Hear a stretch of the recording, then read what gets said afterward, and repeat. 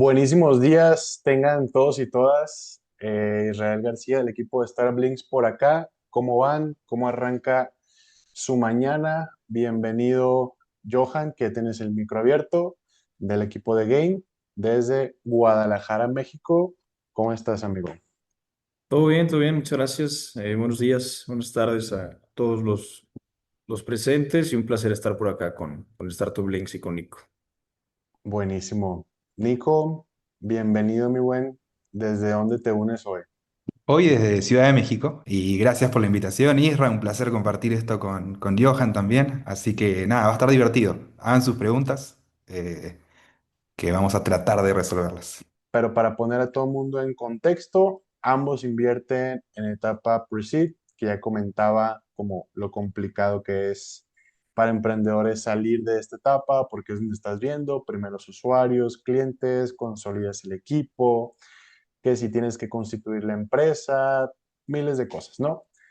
Entonces, primer pregunta, sencilla, directa y al grano. ¿Ustedes cómo definen pre-seed? Allá afuera se habla idea, etapa ángel, pre-seed, seed, etapa temprana, como miles de conceptos. Para ustedes, si tuvieran que ponerlo en palabras, ¿qué cosas están en el rango de lo que consideran pre-seed? Vamos igual contigo, Johan, que tienes ahí el micro abierto. Sí, claro. Pues bien, la realidad es que creo que son términos que hoy en día han cambiado un poco de cómo los conocíamos. Antes a lo mejor el pre-seed lo pensábamos como una startup que no tenía ventas o que era meramente una idea o que pues genuinamente estaba como en una etapa sumamente temprana y la realidad es que creo que esto ha cambiado un poco. Nosotros nos llegó una empresa el año pasado en la que terminamos invirtiendo eh, centroamericana con $1 millón en ingreso recurrente anual a una evaluación de $8 millones y decía que era pre-seed porque era la primera vez que había levantado capital. Entonces, creo que ha quedado un tanto ambiguo en ese sentido, mejor dicho, en la práctica, ¿no? Porque en teoría sí, pues el pre-seed es la primera ocasión en la que vas a levantar capital institucional, más allá del famosísimo Friends, Family and Fools. Entonces, te diría eso, o sea, lo que definimos nosotros como pre-seed es una empresa en etapa temprana que está validando el modelo de negocio. Tampoco creemos que una pre-seed es de $1 millón, por supuesto. Que ahí creo que nada más fue un tema del founder. Pero te diría, la primera vez que estás levantando capital institucional y que estás queriendo validar tu modelo de negocio y vamos, comenzando a vender tus primeros dólares, tus primeros pesos, creo que eso es como lo que sea, lo que definimos como pre-seed. Claro, siempre y cuando el modelo de negocio lo permita, ¿no? Habrá modelos de negocio que no permitan salir a vender porque necesitas permisos o porque necesitas algún tema legal por ahí, pero te diría eso. Eso en cuanto a Presid, que creo que fue tu pregunta, ¿no? Específicamente Presid. Sí, igual si quieres, échate de una vez seed, que es como junto con pegado.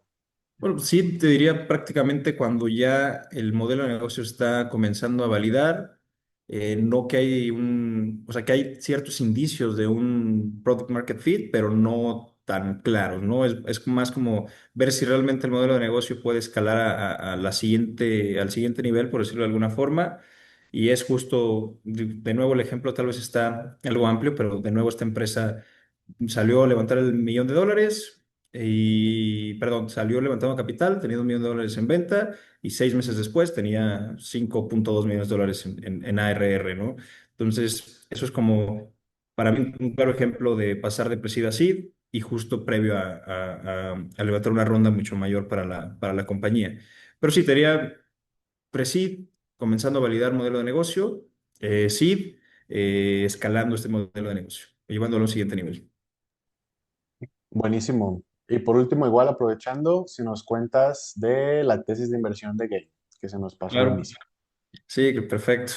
Bueno, Gain está ahora en el fondo 3. Estamos buscando invertir en 15 compañías. Llevamos 6 empresas ya invertidas, entonces aún tenemos espacio para nuevas empresas. La tesis de este fondo es invertir en founders latinoamericanos alrededor del mundo que estén tratando de cambiar o de transformar mercados que han quedado un poco rezagados a lo largo de estos años. Pongo un ejemplo, por ejemplo, para la redundancia, justo mencionábamos una empresa que ayuda a revisar o a prevenir que los incendios sucedan, o mejor dicho, detectar los incendios de forma mucho más rápida, hablando de minutos, y eso lo diferencia de un incendio pequeño a una catástrofe nacional, ¿no? Entonces, ese es un ejemplo. Hoy en día, muchas empresas, de la forma en que cuidan esto, es a través de personas en torres y a través de veladores. Entonces, ahí hay sin duda un espacio gigante para que a través de la tecnología se pueda implementar nuevas formas de hacer esto, ¿no? Y que son además más escalables. Entonces, la tesis en sí, buscamos, te diría, tres no negociables tenemos, que es que la empresa tenga una evaluación mayor o menor a 10 millones de dólares para nuestro primer ticket, para nuestro ticket de follow-on. No tenemos problema en que la evaluación sea mayor, pero es decir, para entrar a la compañía sí necesitamos que el cap sea menor a 10 millones de dólares. Founders latinoamericanos, por supuesto, full-time founders. Industrias, somos agnósticos, generalistas, pero la realidad es que tenemos ciertos sectores de preferencia como fintech, como logística, como legal tech, travel tech, proptech y demás, pero vamos a revisar cada oportunidad que nos llegue siempre y cuando cumplan con esos tres requisitos que mencioné antes. Entonces, eso, nuestros tickets, alrededor de $80,000 como ticket inicial y como inversión de seguimiento hasta $380,000 adicionales más o menos. Creo que sería de forma muy resumida la tesis. Buenísimo. Nico, empezamos con esta segunda, primero la tesis y luego pre-seed y porfas. Perfecto. Hola a todos, un placer de vuelta estar acá. A ver, tesis, súper clara. ADN es un fondo de Venture Capital, es un fondo de 2 millones de dólares. Invertimos solamente en dos verticales, en FinTech y en PropTech. En etapa temprana, en lo que se conoce como pre-seed, invertimos tickets de 40.000 en un primer ticket y hacemos un follow-on de 110.000 dólares en el tercio superior del portafolio. Entonces, hacemos 21 cheques de 40.000 dólares y en 7 de esas 21 les metemos 110.000 dólares adicionales.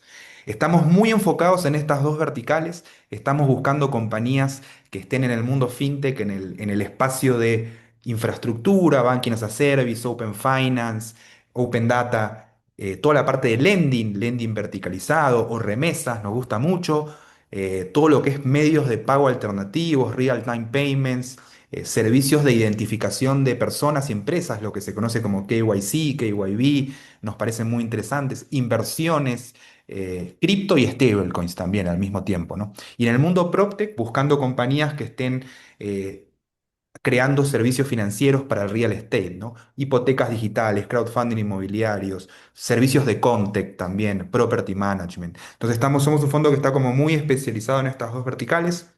Los tickets, se los mencioné, 40 a 150.000 dólares. Y bueno, somos tres founders que han decidido crear este fondo uno.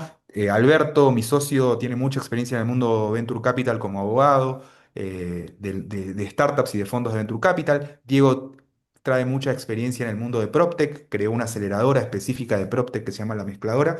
Y mi track record ha sido más en el mundo de pagos, específicamente cofundé una compañía de pagos en Perú en el 2012, la vendí en el 2020 y bueno, un poco la idea de este fondo uno es invertir y ayudar, agregar valor a las startups del portafolio, ¿no?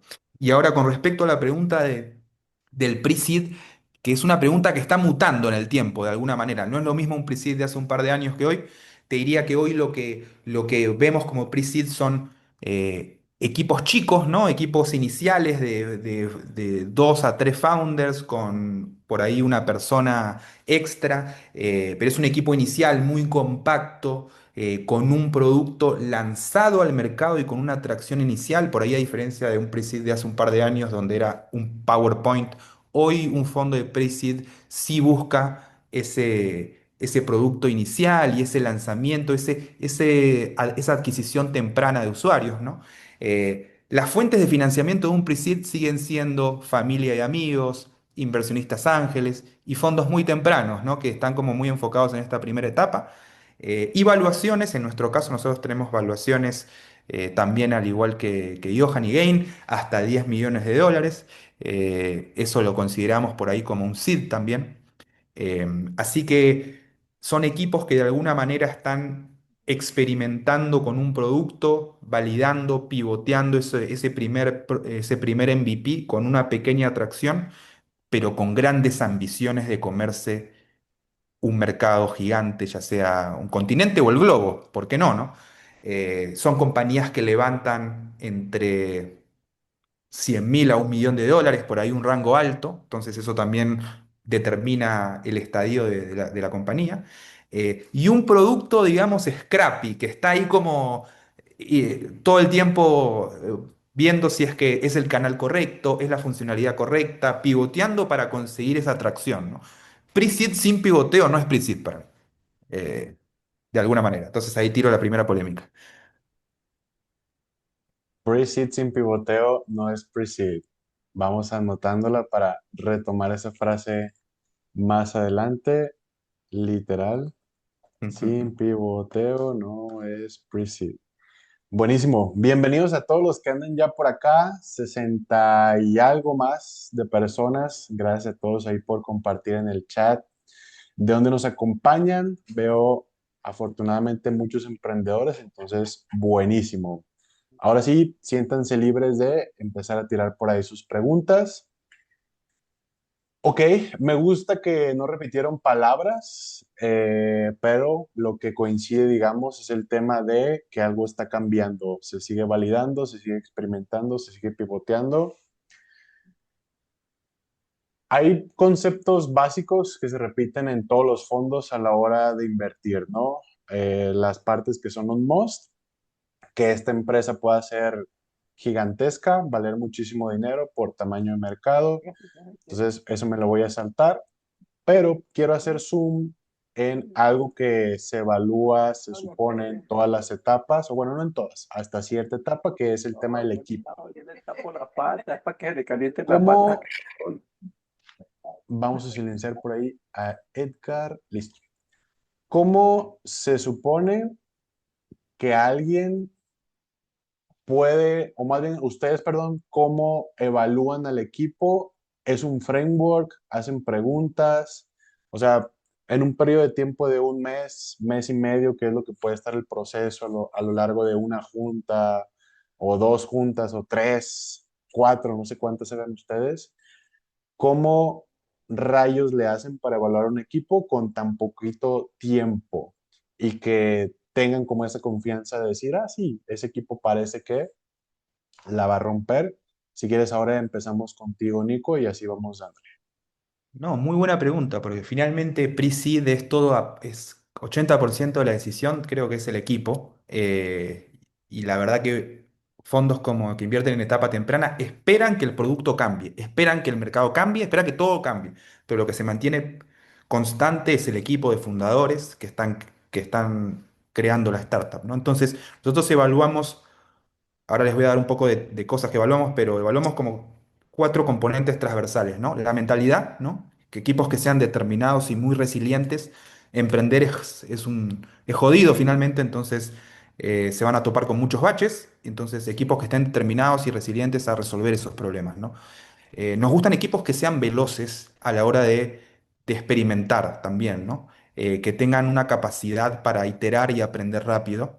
Y eso lo ves muy, muy rápidamente. Tratamos de identificarlo rápidamente en las primeras conversaciones. Y la tercera característica que buscamos es qué tan apto son los fundadores para levantar capital, porque finalmente un fondo de venture capital como el nuestro termina participando en una primera etapa, pero si todo sigue funcionando y va saliendo bien, el founder tiene que por ahí empezar a buscar fondos de serie C, de serie A, de serie B, en el mejor de los casos, ¿no? Entonces, ¿tiene este equipo la capacidad y el network para levantar esa capital? Eso es como un poco transversalmente, ¿no?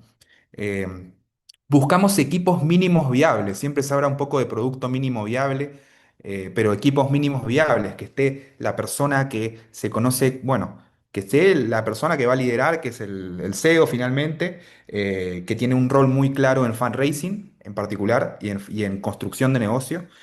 Sí buscamos nosotros equipos que tengan CTOs y que sean founders finalmente. También creo que eso es muy importante.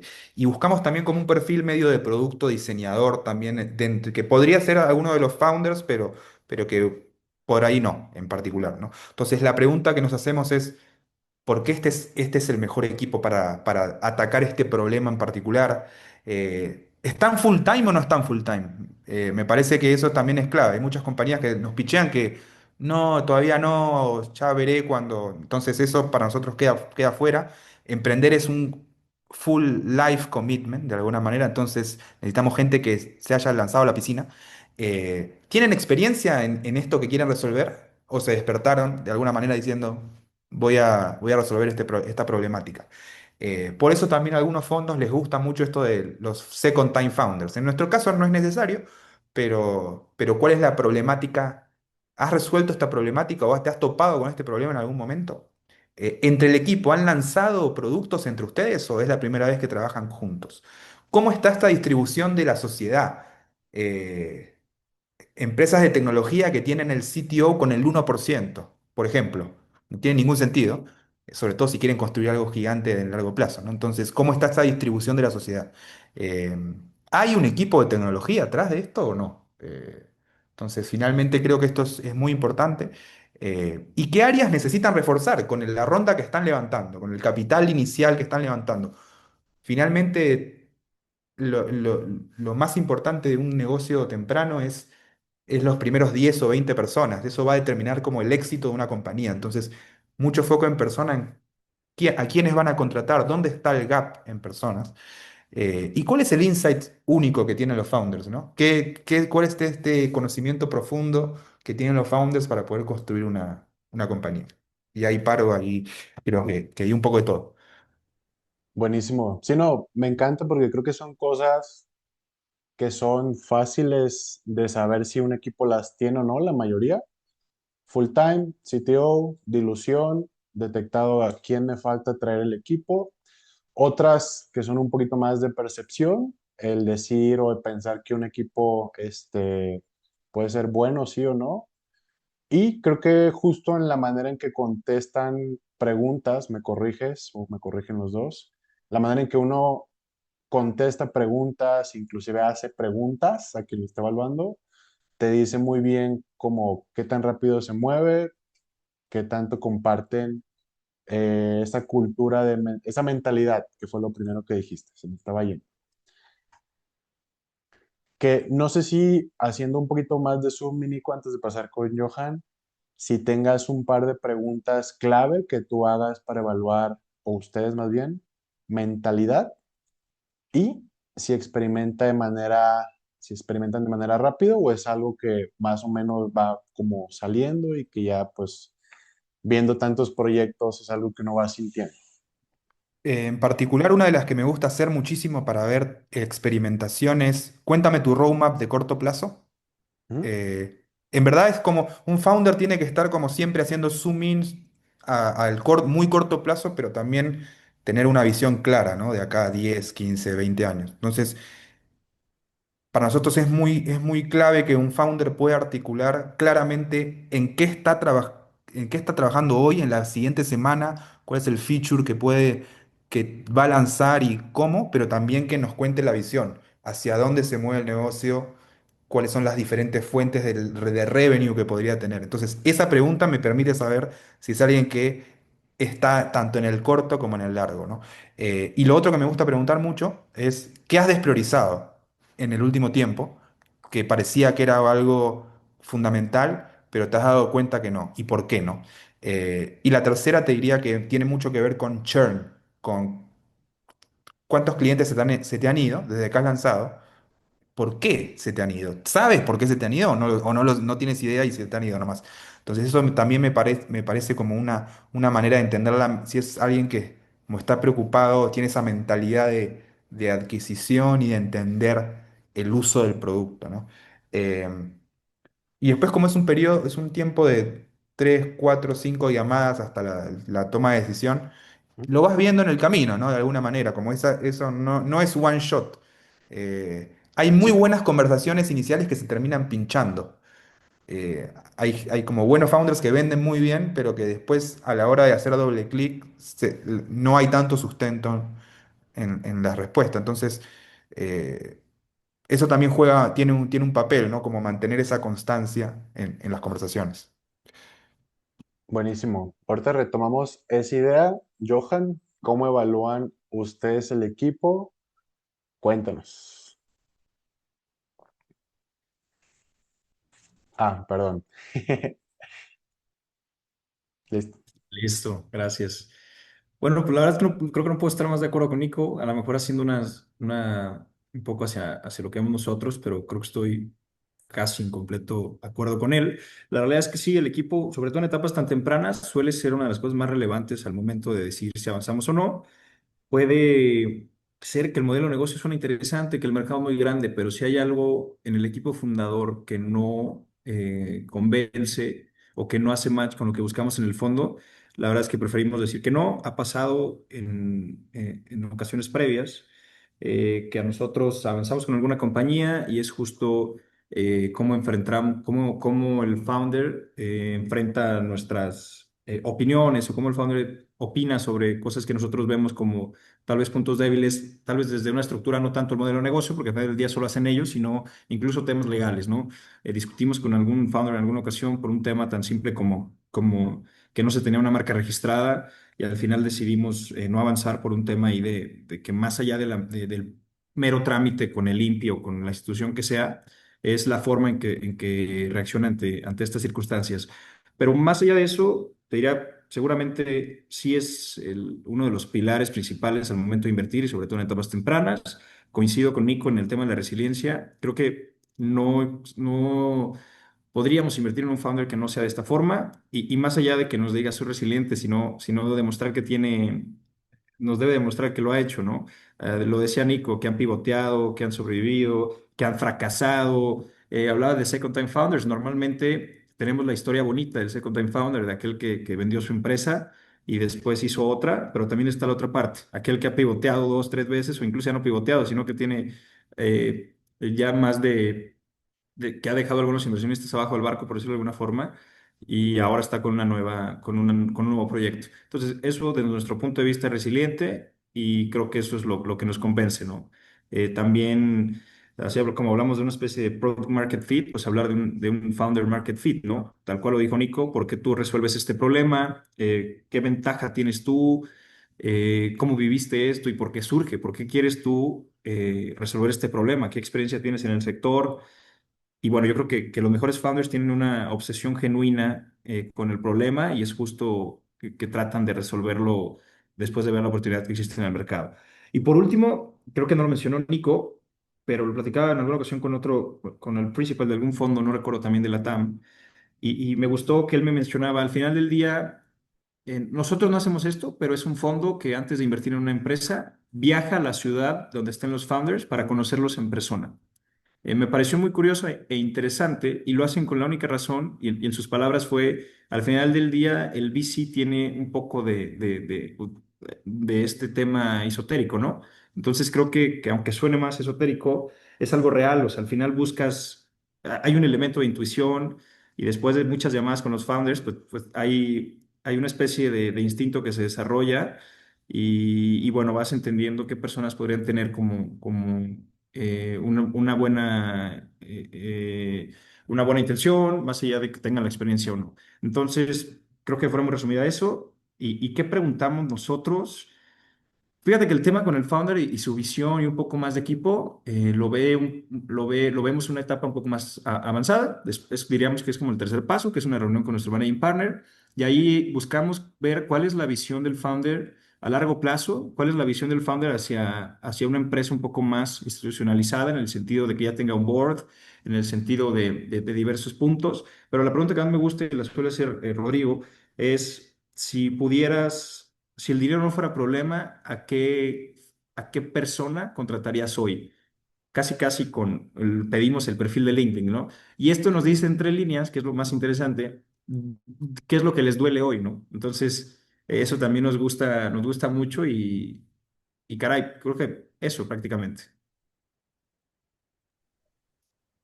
Haciendo zoom en esta última cosa que comentan que alguna vez, de hecho por ahí lo platiqué con Alberto, socio de Nico que está por acá en el chat respondiendo sus preguntas. Creo que platicábamos como, oye, últimamente me he dado cuenta que la neta como decimos en México, para hacer una buena startup tienes que tener a puros Messis, o si no tienes a Messi en la posición en la que es esa persona, necesitas tener a un jugador de élite y que era muy complicado como crear una startup realmente grande si no tienes un perfil así. Eh, de nuevo, a lo mejor no tienes a Messi de las ventas, al Messi CTO, al Messi CEO, etcétera, pero tienes un talento interesante que tiene el potencial de ser eso, ¿no? Un talento élite, pero con justo la pregunta esta que comparten, esos huecos que no tienes y que los tienes que traer a complementar el equipo. Entonces, no sé si ustedes conviven con esta idea, lo habían pensado antes o no. Se puede mejorar el equipo conforme uno va avanzando y como te vas capacitando. Ahí como gusten iniciar la respuesta. No sé, Es, Nico. sí, a ver, muy buena pregunta, la verdad.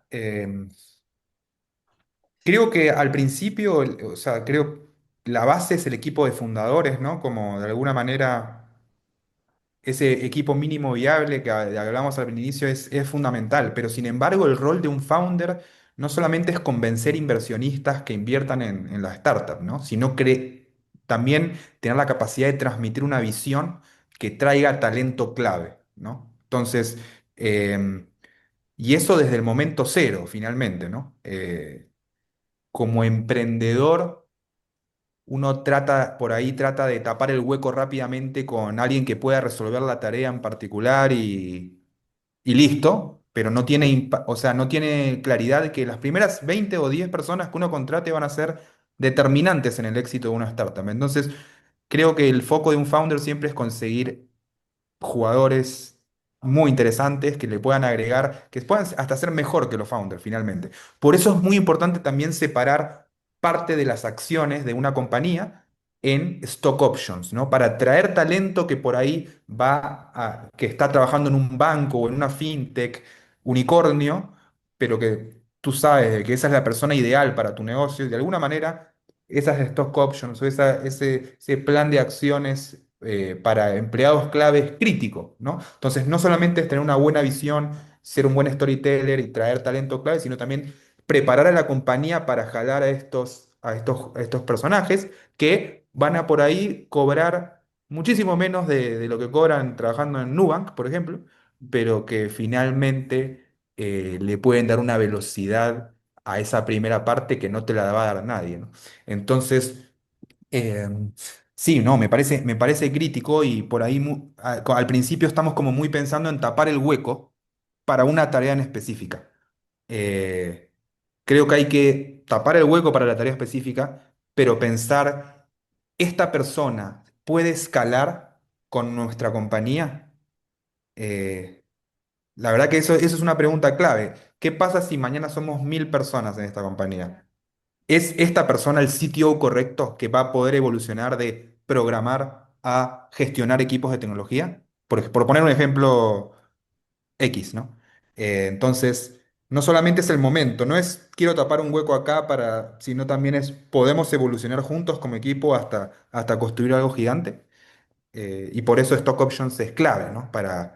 Con programas de vesting claro a 4 años y todo lo que se sabe de ese tema, pero me parece que es una combinación. No sé ahí, Johan, ¿cómo lo ves tú?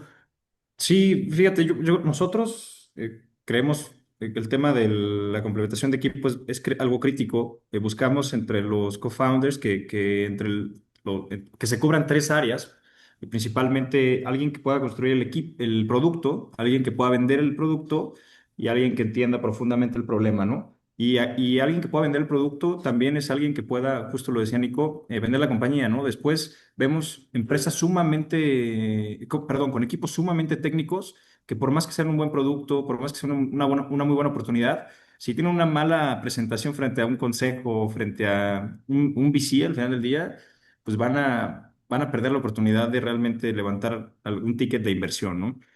Contestando a la pregunta de Israel, ¿se necesita más expertise hoy? Pues yo creo que depende de la vertical, pero en sectores regulados como FinTech, Health Tech y demás, seguramente sí, ¿no? Necesitamos personas que ya hayan navegado como por estas aguas y habrá tal vez, no se me ocurre alguno, otros espacios en los que la velocidad de aprendizaje pueda ser un poco más relevante que el expertise previo.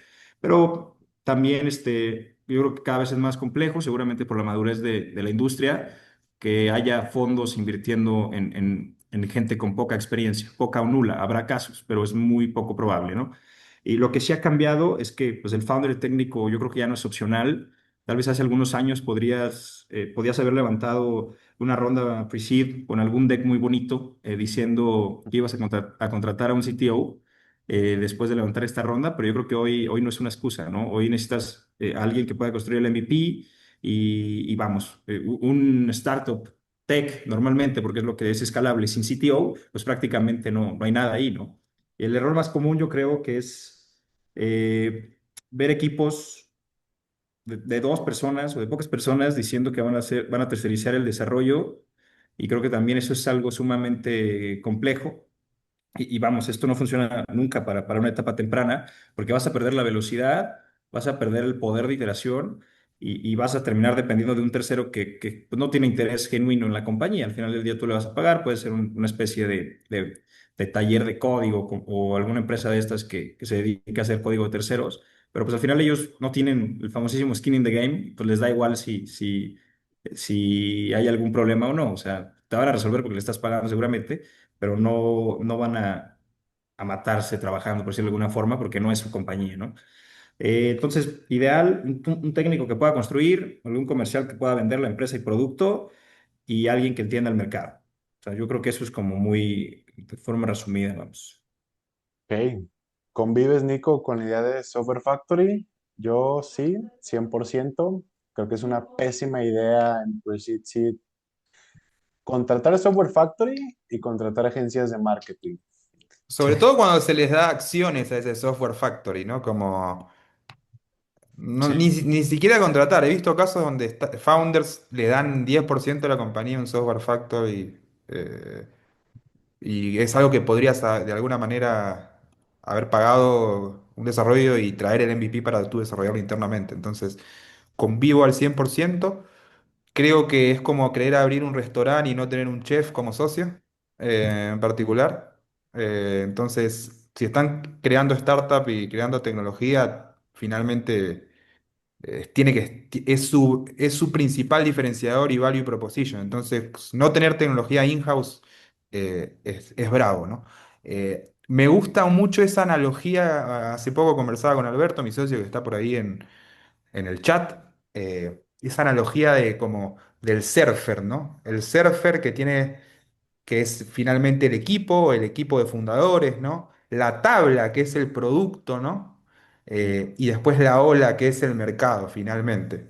Entonces, un buen surfer, no, o sea, un buen equipo nomás, con una buena tabla, con una olita chica, no va a ser mucho. Entonces, es muy importante que ese equipo entienda muy bien el mercado y que de alguna manera en pre-seed no tienes una tabla profesional de carbono, no tienes lo último de lo último, tienes una tabla que tú has creado en el camino y que la estás mejorando on the go, ¿no? Eh, y es de alguna manera lo que te permite nosotros como fondos de Venture Capital ir viendo esa evolución del producto en el camino, ¿no? Y si es que hay una ola, porque puede ser que quieras crear una startup sin un mercado clave por detrás, ¿no? Tienes la tecnología, tienes al equipo, más no hay mercado. Entonces, ese es como, de alguna manera, también otro error clave de los equipos de founders, ¿no? Obsesión con el producto, con emprender, con armar una startup, pero finalmente sin tener claridad si es que está el mercado que va a poder soportar ese crecimiento. Eh, entonces, un buen equipo también tiene claro en qué mercado se está metiendo, en qué nicho, en qué subnicho. Así que eso por ahí complementar equipo también con entendimiento de ese mercado, ¿no? Buenísimo.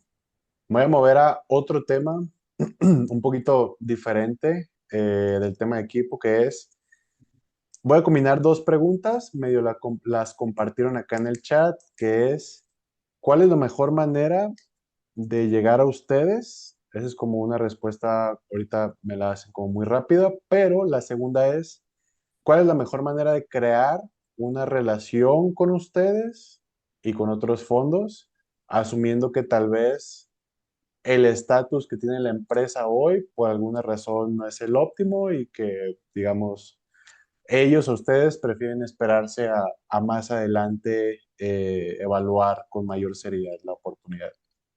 Si quieres, échale, Johan. Sí, fíjate, ¿cuál es la manera de contactarnos? Fue la primera. Yo creo que nosotros tenemos a través de la página web o directamente a cualquier persona del equipo por LinkedIn, pero en la página web viene muy, bueno, vamos, viene un enorme call to action, un enorme botón en nuestra página que es aplicar y es un formulario a través del cual pueden mandarnos la información de la compañía y a la par cae ya como anuncio. Cuando lo llenan se crea un correo con información de otros fondos que les pueda interesar. Eso es como hemos mantenido la relación con otros fondos, ¿no? O sea, ustedes aplican con nosotros y revisamos la oportunidad para nosotros mismos y a la par lo compartimos con otros fondos. Entonces, ¿cómo buscarnos? A través de LinkedIn o de nuestra página web. Y ahora, ¿cómo mantenemos o creamos las relaciones? Creo que es muy interesante, eh, ya que nosotros también lo tenemos que hacer con otros fondos, ¿no? Entonces, muchas veces vemos como muy lejano a ciertas personas o ciertos perfiles. Por supuesto, habrá algunos que sí, pero la realidad es que muchas personas están a menos distancia de lo que cree uno y están a un correo de distancia o están a un mensaje de LinkedIn de distancia. Entonces, no cuesta nada que puedas enviarle un mensaje a Nico, tal vez por correo, y le digas, oye, estoy creando esto.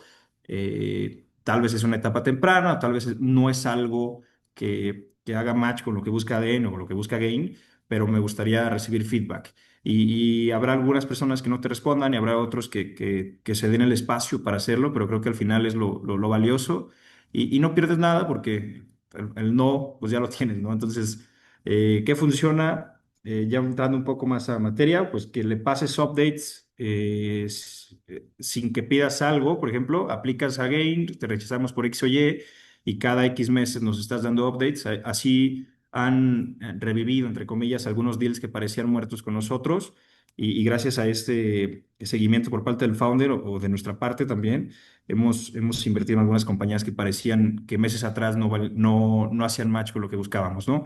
Eh, Tal cual, eso, el tema de los mensajes, buscar más allá de mensajes genéricos, también, no sé, como ejemplo, sé que trabajas acá o sé que han invertido en X empresas, yo trabajo en esto y creo que podría generar valor, ¿no? Hacer como tratar de aportar valor a la conversación o a la compañía o al fondo con el que estás tratando de acercarte.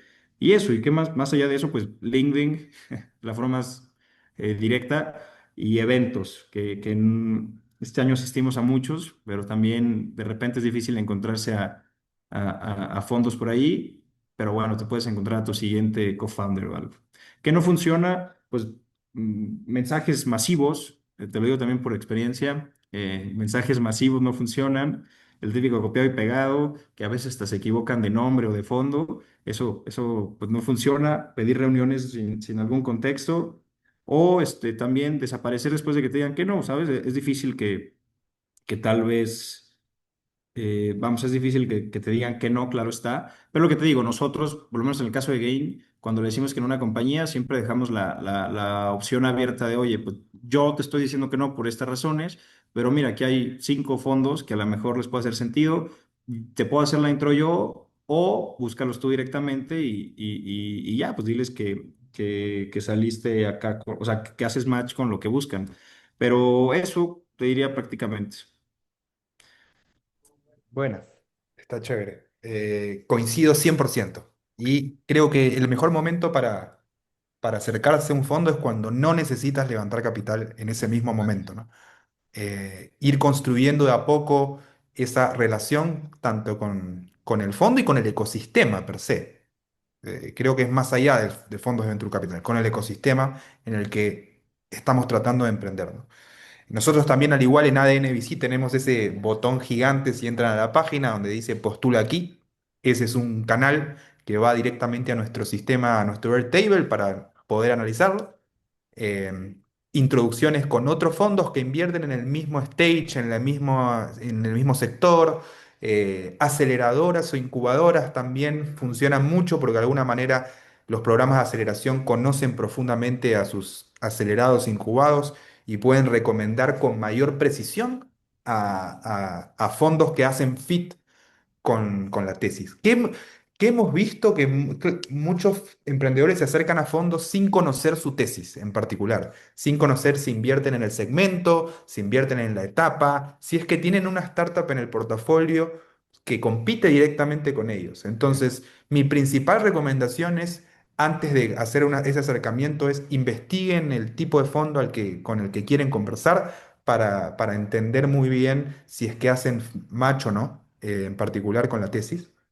Eh, las introducciones de otros fondos son claves de alguna manera. Con Gain y con Johan, la verdad que hemos durante este primer año de inversiones de ADN compartido muchas oportunidades y eso también de alguna manera, nada, compartimos visiones de la startup que estamos evaluando. Finalmente cada uno toma una decisión en base a sus criterios, pero eso es muy importante también. Y creo que muchos fundadores no se dan cuenta que levantar capital termina siendo un trabajo, una tarea una tarea muy comercial, ¿no?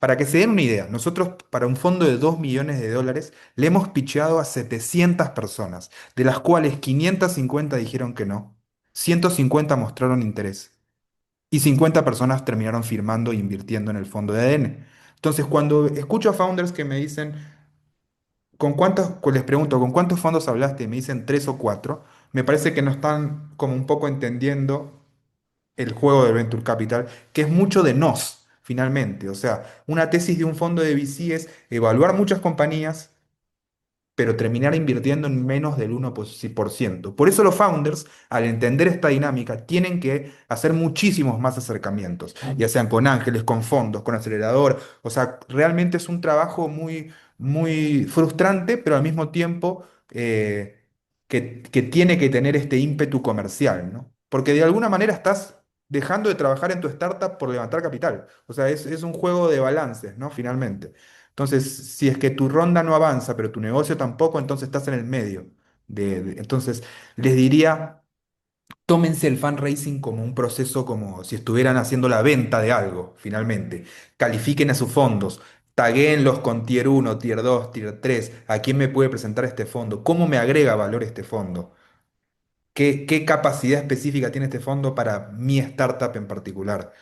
No solamente pedir plata por pedir plata, creo. Entonces, si uno hace ese trabajo comercial de, de manpower, finalmente, de estar como metido en el proceso de fundraising y adicionalmente aplica estas técnicas de llegar por otros fondos, por el ecosistema, una intro siempre es importantísima, conocer a quién le estamos pitchando y qué le interesa. Me parece que eso de alguna manera son tips que te acercan más a ese sí. Buenísimo.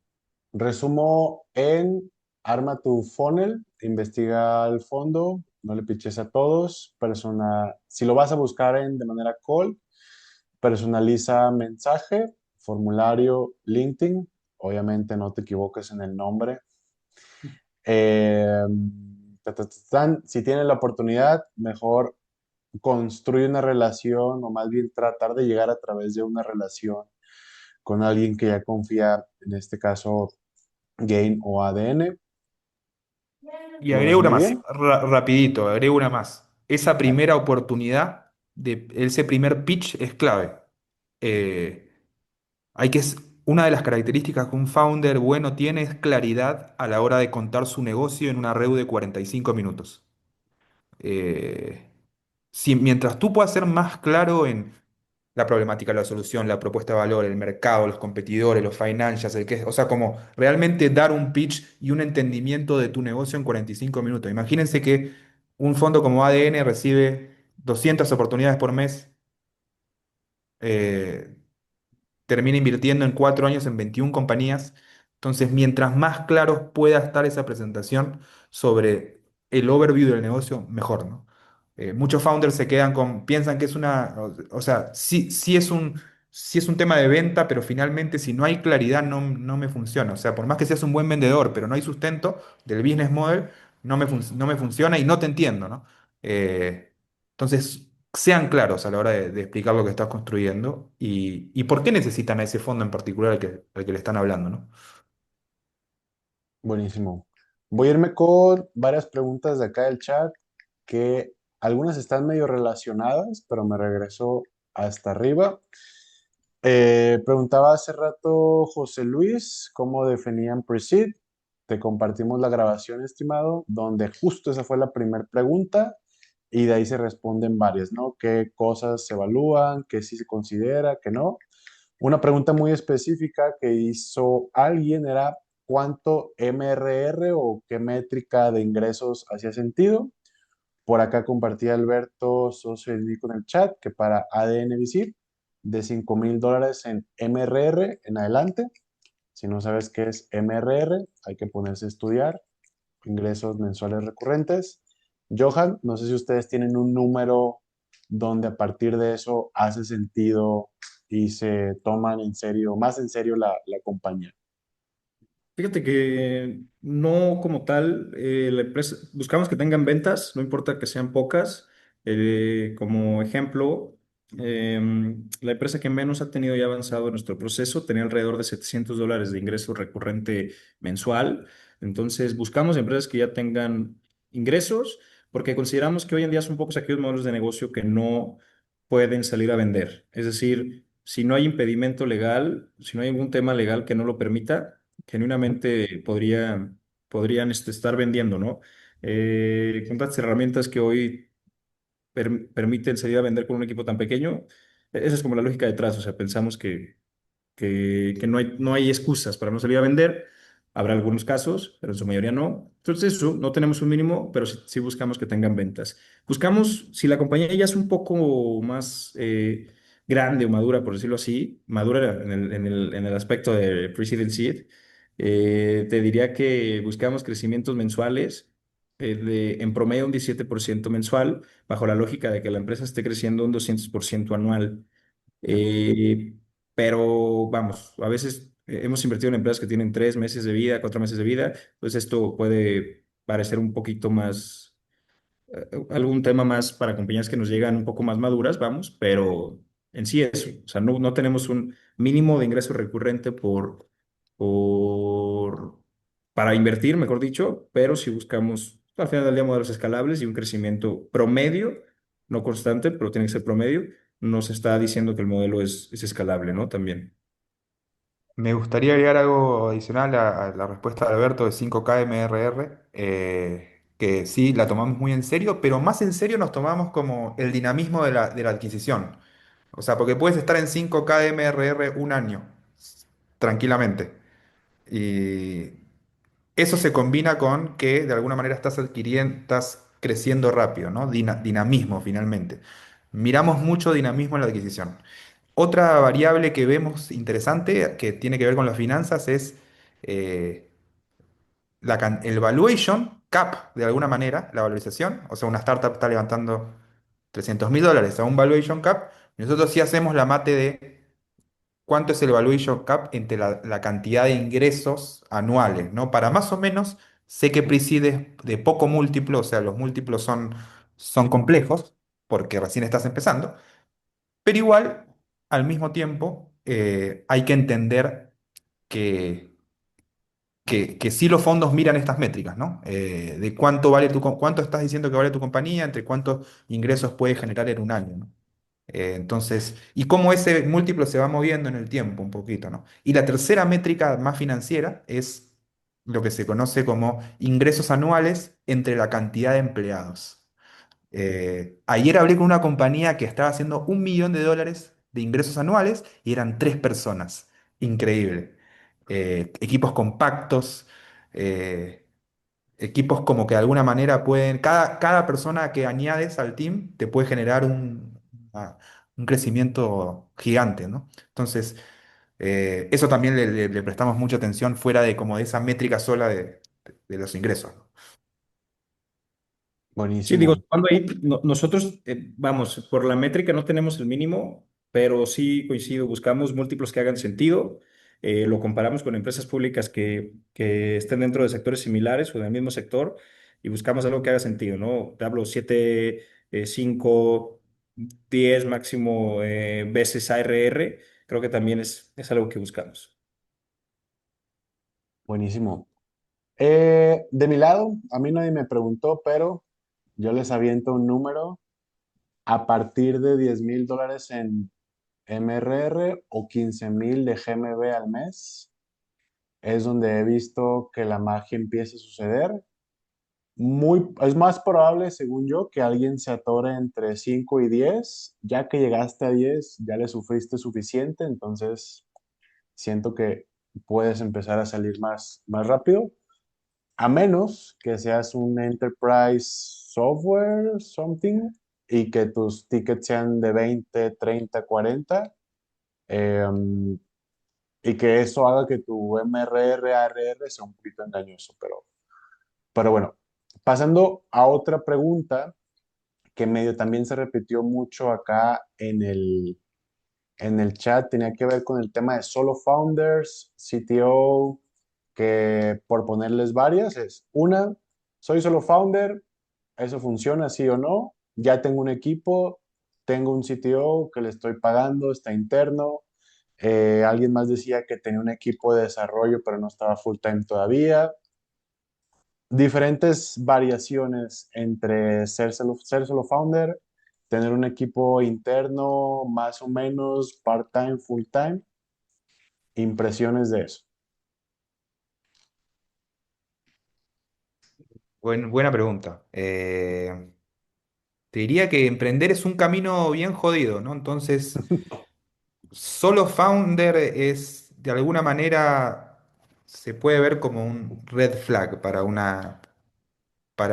VC, aunque me parece que no, o sea, nosotros no tenemos la regla de solo founder sí o solo founder no como otros VCs tienen. Nosotros lo que buscamos es de alguna manera un equipo que el founder, aunque sea solo founder, tiene que rodearse de un equipo clave inicial, ¿no? Entonces, eso me parece crítico. Pero sí, emprender termina siendo un camino de muchos baches, de mucha problemática, y lo más probable es que cuando algún founder esté como complicado o no la vea, ahí aparezca el otro founder para poder poner el hombro, ¿no? Entonces, los equipos son claves en la construcción de una startup. Después lo que nos dice el solo founder es que por ahí esta persona no tiene la capacidad de conseguir socios o talento clave. Entonces, es una derivada de eso. Entonces la pregunta ¿es un solo founder por decisión o porque no puede conseguir, no puede inspirar a otros a que se unan al proyecto? Me parece crítico también. Pero bueno, por eso también existe, y mencionaba antes, lo de la estructura de los stock options, separar el 10% de tu compañía para poder traer talento súper crítico, clave a uno que sean el Messi de las ventas o de la tecnología finalmente. Eh, la pregunta es, si eres solo founder, ¿estás dispuesto a dar parte de tu compañía para hacer algo más grande? ¿Estás dispuesto a traer a un socio para darle el 30% de la compañía para hacer algo gigante? Y ahí viene mucho con el tema de la visión. Es alguien que está viendo un espacio como muy corto y no se está imaginando el potencial. Entonces hay muchas preguntas. No, no sé si decir, hay un founder descartado, hay dos adentro, ¿no? Eh, Ahora, la gran mayoría de las empresas que toman relevancia son más de un founder seguramente. Y obviamente hay casos de un solo founder que han tenido éxito y todo, pero si ves la data y ves las métricas, un equipo funciona más, eh, finalmente, ¿no? Entonces eso, no sé, Johan, ¿cómo lo ves tú? Sí, o sea, yo creo que es una red flag, tal vez no un deal breaker, pero es una red flag por lo que mencionábamos antes. Ahí se afecta directamente la velocidad de iteración y vamos, en etapas tan tempranas necesitas iterar rápido, ¿no? Necesitas experimentar de manera frecuente y de manera rápida y si algo no funciona, cortarlo rápidamente. Entonces, si dependes de una agencia o de algún freelance, pues vas a perder bastante tiempo, incluso bastantes días o semanas. Lo mencionábamos antes también, el tema del skin in the game. No le importa mucho al desarrollador que no es parte de la empresa, porque si funciona la startup o no, pues a él le da igual, él va a seguir cobrando, ¿no? No tendrá el mismo incentivo que un founder con equity, justo mencionaba Nico.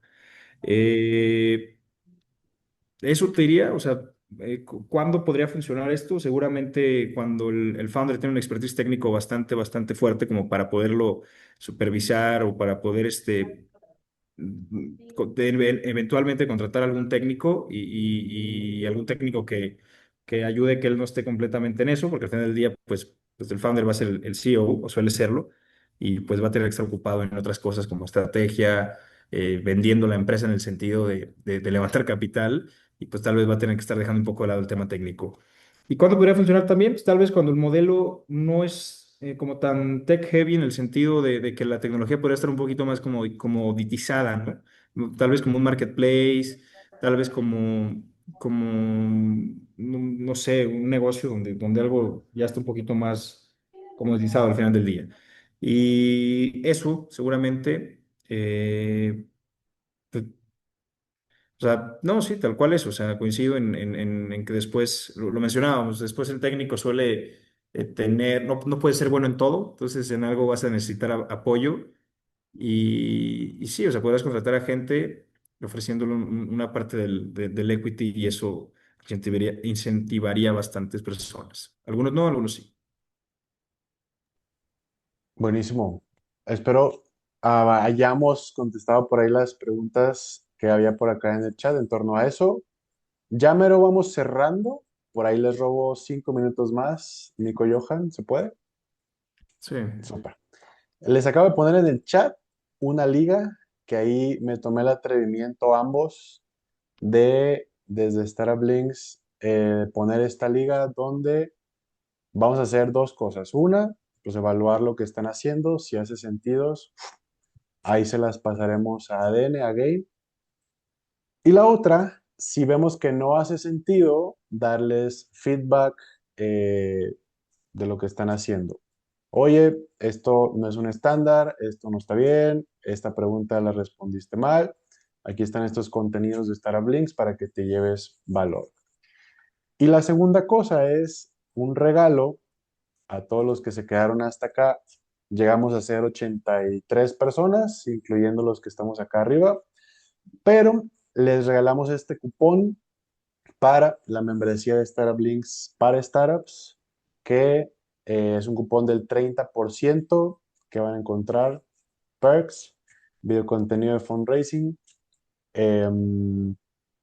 templates y base de datos de inversionistas de Startup Links descargables en Excel.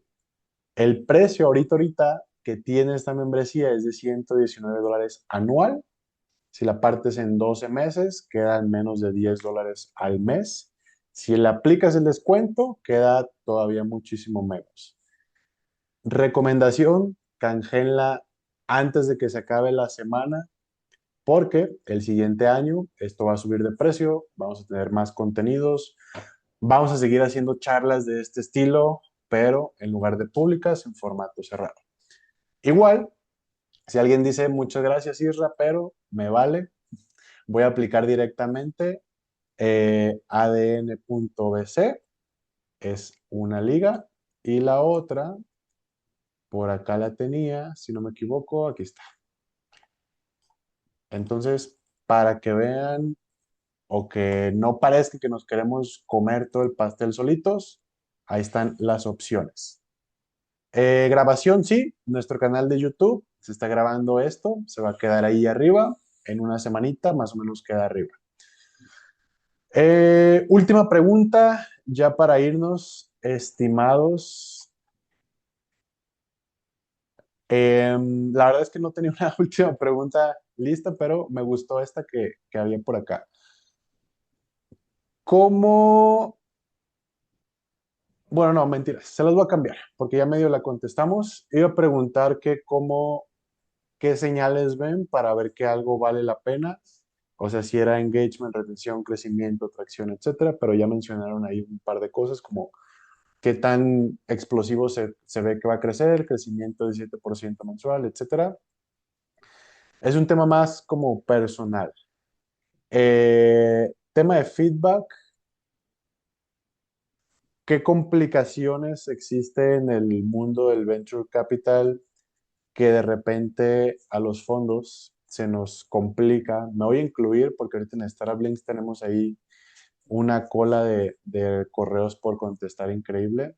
Pero ¿por qué a los fondos, instituciones, se nos complica el dar feedback, el contestar, el a los founders poderles generar como ese valor?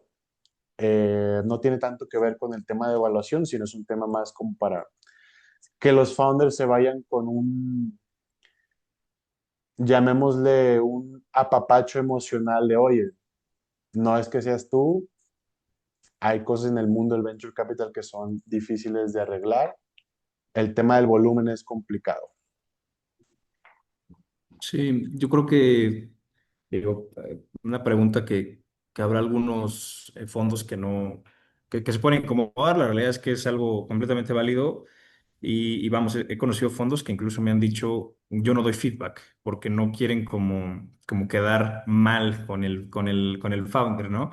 Sí, pues yo creo que pueden ser algunos puntos. El primero, el volumen. El volumen, porque al final pueden recibir cientos o decenas de empresas mes por mes y habrá algunas que algunos fondos que no estén implementando tal vez tecnologías que permitan ser más escalables sus propias operaciones, cosa que parecería contradictorio, ¿no? Pero es interesante, nosotros en Gain lo hemos implementado, lo hemos ido iterando cada vez más, pero al final del día también creo que la mayoría de los fondos en VC en Latinoamérica son equipos muy pequeños y entonces va de la mano, o sea, no, a veces no dan las manos y no da el tiempo suficiente porque el objetivo puede ser uno para el fondo, deben de tener tal vez algunos KPIs que tienen que cumplir, en nuestro caso lo tenemos, algún número de ciertas empresas que tienen que aplicar por mes, algún número de empresas que tienen que avanzar a consejo, y pues entonces al final tenemos el funnel y lo vamos moviendo de nuevo, consejo, comité, preguntas, meeting con el founder, y después rechazamos y a lo mejor se van haciendo cada vez más esa barra de rechazados y necesitamos dar feedback y algunos los dan y algunos no lo dan. Pero te diría eso, el volumen, tal vez una especie de riesgo también de pensar que el founder puede ser bueno, pero que hay algo que falla y te puede dar como este miedo de que no pueda volver a aplicar tal vez. No es nuestro caso, pero podría ser. Y, y muchas veces lo mismo, tú lo dijo Nico, estamos en la industria del no y habrá más de un founder que le cueste que le digan que no. Y pues vamos, ahí debería de cuestionarse si la industria es para él en ese sentido porque muchos incluso pueden llegar a contestar pueden llegar a contestar a la defensiva y al final el trabajo al fondo no es afectarte y no es decirte que no sabes lo que estás haciendo, sino lo que como el fondo lo ve, porque como lo dijimos a lo largo de toda la conversación, cada fondo tiene su propia tesis. Entonces yo te puedo decir, nosotros no vamos a invertir por estas tres razones, pero pues no te lo tomes personal, ¿no? A veces, muchas veces, también el no puede ser un todavía no, entonces regresa pronto y es lo que siempre decimos. O sea, eh, creo que eso, o sea, me puede incomodar a algunos founders, el volumen es una de las razones y que todavía no es el momento y muchas veces derivado tal vez de, este fondo me dijo que no, ya me está yendo mejor, ya no voy a aplicar con ellos. Podría ser también. Que digo, sería un muy mal punto de vista si eres un founder, pero se puede dar el caso. Entonces, yo creo que también, si quieres un feedback real, pues también siéntete libre de preguntar eh, ¿por qué no? Habrá fondos que digan no vamos a invertir y listo. Y nosotros en aquellas empresas en las que avanzan a consejo, por ejemplo, y les decimos que no, casi casi les compartimos la reunión de la videollamada grabada de la reunión con consejo. No lo hacemos, pero casi casi en el sentido del feedback que les damos. Es sumamente completo. Le decimos, ok, no avanzamos y las opiniones de este consejero fue por esta razón, porque vemos un riesgo fiscal o porque vemos algún riesgo acá y porque el tamaño de mercado, bla, bla, bla, ¿no? Entonces, si hay algún presente acá que ha aplicado a Game, y no ha recibido su feedback, mándeme mensaje y se lo mandamos en un momento. Y eso, o sea, creo que de forma muy resumida podría hacer eso. No sé qué opinas tú, Nico. No, sí, es una deuda creo que es una deuda de la industria. Sí, Finalmente es una industria que es de relaciones, ¿no? sí, Y cuando un founder te comparte su visión y su negocio se está abriendo en lo que le duele, en lo que le funciona, entonces es una responsabilidad de los VCs eh, entender eso y, y finalmente poder como valorar eso, finalmente, ya sea con agregar valor en esa REU y ser muy claro en esa primera REU, ¿no? Nosotros en ADN, esa primera REU es clave y de alguna manera no nos ponemos en un lugar de expertos donde te puedo criticar el negocio y yo sé más, porque eso no funciona. Finalmente ustedes como founders saben más que los fondos a los que les están pichando. Entonces, lo más probable es que el fondo tenga una mirada parcial de toda la historia y de la cancha que tienen ustedes haciendo eso, ¿no? Pero sí creo que es una deuda de la industria. Eh, a veces por ahí me ha tocado dar explicaciones de por qué no invertíamos en una compañía y terminó siendo un backfire porque el emprendedor se lo tomó personal en particular. Entonces, tratamos de ser muy claros en en ese primer espacio sobre si es algo que podría funcionar o podría no funcionar, ¿no? Eh, También, al igual que Johan y Gain, tenemos como un estado en nuestro Airtable que es Watchlist, donde por ahí te conocimos, pero todavía te falta alguna cosita para seguir puliendo y queremos seguir en contacto contigo. Entonces, yo creo que muchos fondos tienen este estado dentro de su pipeline que es, ok, todavía no, le falta un poquito esto. Entonces, es muy clave que ustedes entiendan qué es lo que faltan y pregunten.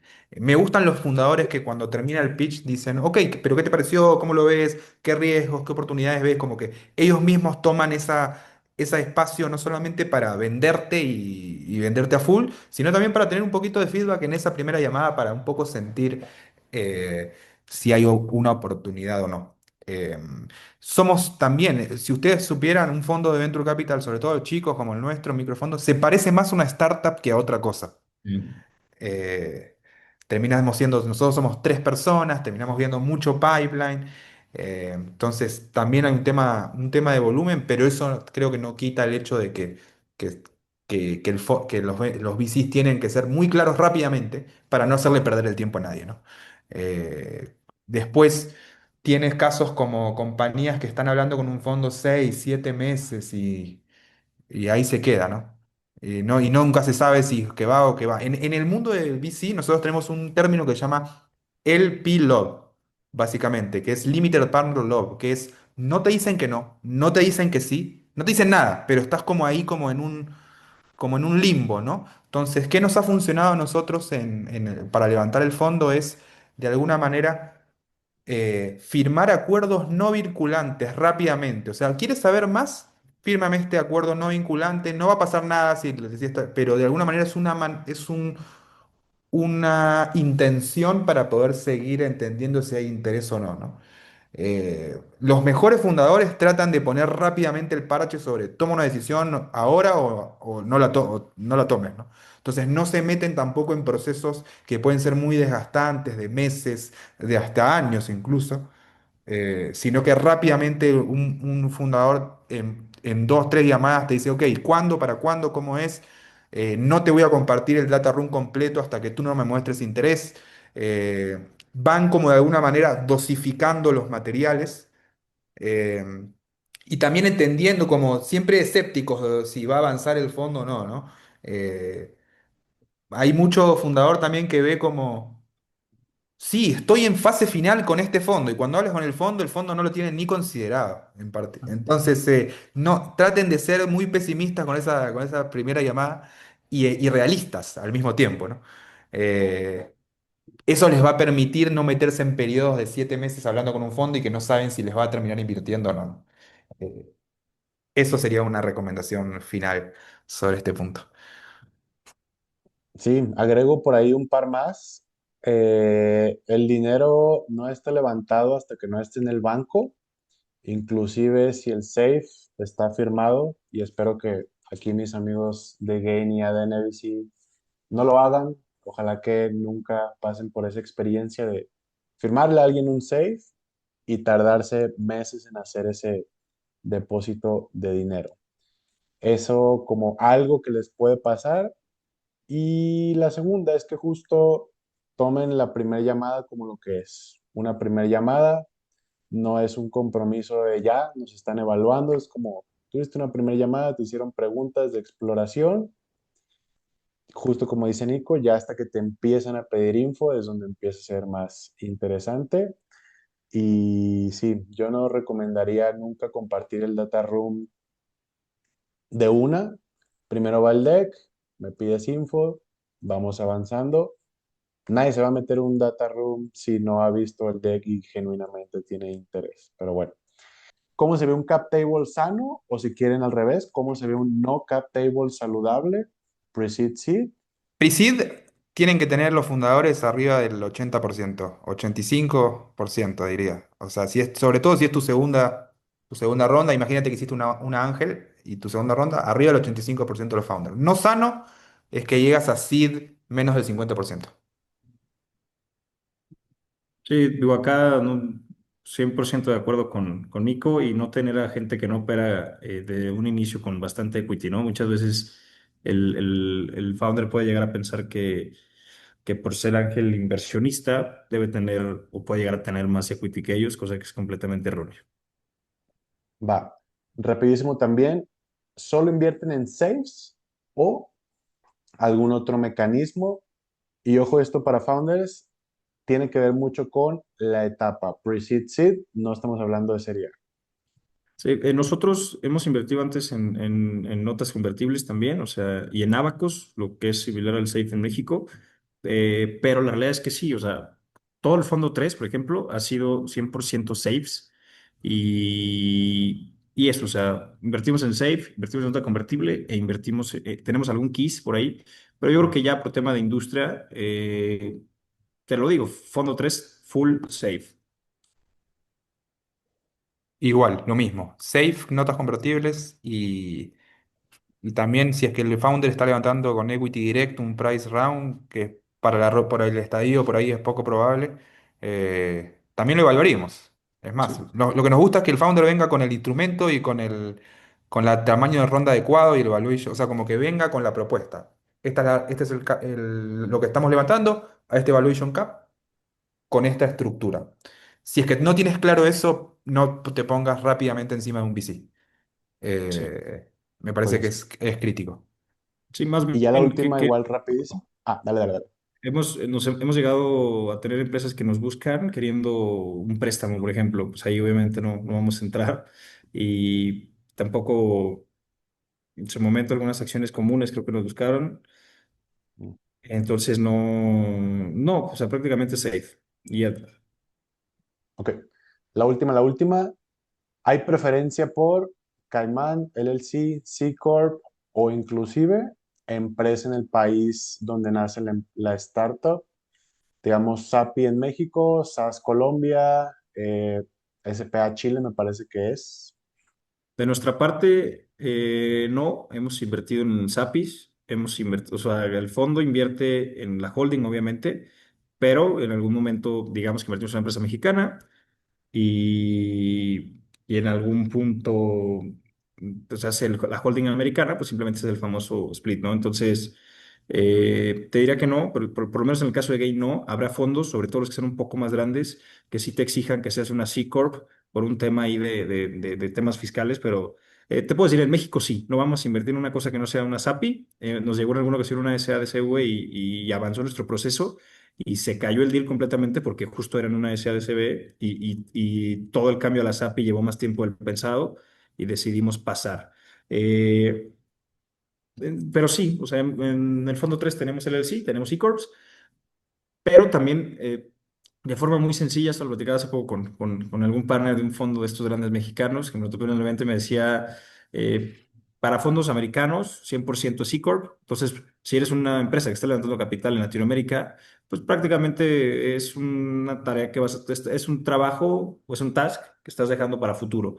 Porque en algún punto, si vas a levantar capital de Estados Unidos, pues hazte la C Corp, ¿no? Luego después se menciona que el tema del LLC hay una mejora ahí al momento del éxito, algún tema fiscal interesante, pero vamos a ser muy honestos. En etapa pre-CDC estás viendo si vas a sobrevivir o no. No deberías de perder el foco viendo si hace sentido por algún tema fiscal al momento del exit. Ya habrá momento para eso. Y además, creo acá con un tema con lo que he escuchado, que es muy sencillo pasar de una LLC a una C Corp, pidiéndole a tu contador en Estados Unidos literalmente una especie de checklist ahí con el IRS que te hace la vida más sencillo, ¿no? Pero bueno, eso es como algo general. Desde nuestro punto de vista, invertimos en SAPI en México, en la holding, en el país que esté, pero obviamente si hay una holding ya americana, Delaware, lo que sea, pues lo que sí pedimos es que estén ya conectadas todas las compañías, todas las personas morales, ¿no? No vamos a invertir en la empresa holding si es que no tiene conexión con la empresa mexicana, ¿no? Porque entonces la mexicana puede ser la que opera y la que recibe el dinero, pero si no tiene relación con la americana, pues prácticamente estamos invirtiendo en nada. Y por ahí, aprovechando, veía una pregunta. El fondo 3 de Gain prácticamente tiene un año. Lo dije al inicio, estamos buscando invertir en 15 empresas y llevamos 6. Entonces, lo más seguro es que cerremos este año con por lo menos 7 empresas y tengamos espacio para más compañías. Y esperemos, no tenemos como objetivo de cerrar todo el siguiente año, pero por el nivel y volumen que hemos tenido de deal, seguramente podríamos cerrar por completo el fondo, o la etapa de inversión me refiero, de inversión inicial durante el siguiente año. Por supuesto, algunas en las que invirtamos van a recibir follow-on, uno ya lo recibió, pero bueno, prácticamente eso. Idem. Invertimos en todo. Y si es que no es una C Corp, una LLC, hacemos un side letter en el safe para que en el momento que tengan un price round, hacer esa conexión con la holding y la compañía operativa, ¿no? Por eso es importante tener un socio abogado también. Eh, así que nada, sí. No es un red flag para nosotros, pero queremos entender hacia adelante cómo va la estrategia. Y rapidito, nosotros estamos buscando también compañía FinTech, PropTech, que en este año 2 del fondo vamos a invertir en 12, una por mes, así que ahora es el momento, muchachos. Si es que tiene una compañía que está haciendo FinTech o PropTech, nos encantaría conocerlos y conversar con ustedes. Buenísimo. Ahora sí, esa fue la última de las últimas. Puse en chat un último concepto que mencionó Nico, Price Round, para que lo busquen. Importante también conocerlo. Johan, Nico, mil gracias. Gracias por darse la vuelta. Gracias también a Alberto por andar ahí contestando en el chat a diestra y siniestra. Si quieren despedirse, últimas palabras. Felices Navidades, fiesta, todo. Sí, bueno, pues nada, muchas gracias a todos los presentes y gracias a Nico de ADN por estar por acá, a su socio también y por supuesto a Israel y a todo el equipo de Startup Links. Siempre es un placer apoyarlo y vamos, lo que hacen es muy bueno. Y nada, pues cualquier cosa, interesados también en acercarse a buscar capital con nosotros o que les hagamos intros con otros fondos, sin problema. Entonces, ustedes apliquen a Gain y apliquen ADN, y si ADN les dice que no, yo los vuelvo a presentar con ADN, no se apuren. Yo les hago la intro. Excelente, excelente. No, bueno, gracias, Johan, por las palabras con Gain. La verdad que estamos colaborando muchísimo. Nos encanta la relación Ya que somos tenemos como fondo. coinversionistas. Somos coinversionistas, así que Vale. nada, les agradecemos mucho. Y bueno, somos dos fondos creados por founders también, como que con un ADN muy de founder. Sí. Así que eso, la verdad que se valora mucho. Gracias, Isra, también por el espacio. Estos espacios son claves, me parece. Eres un gran referente del ecosistema de la TAM y encantado de volver a repetirlo. Y gracias por el tiempo y ahí les pasé mi LinkedIn, la página web de ADN, atentos a, a conocerlos en profundidad. Buenísimo. Pues mil gracias a todos. Un gustazo. Nos vemos prontito el siguiente año. Va a estar chido. Gracias, Nico. Gracias, Johan.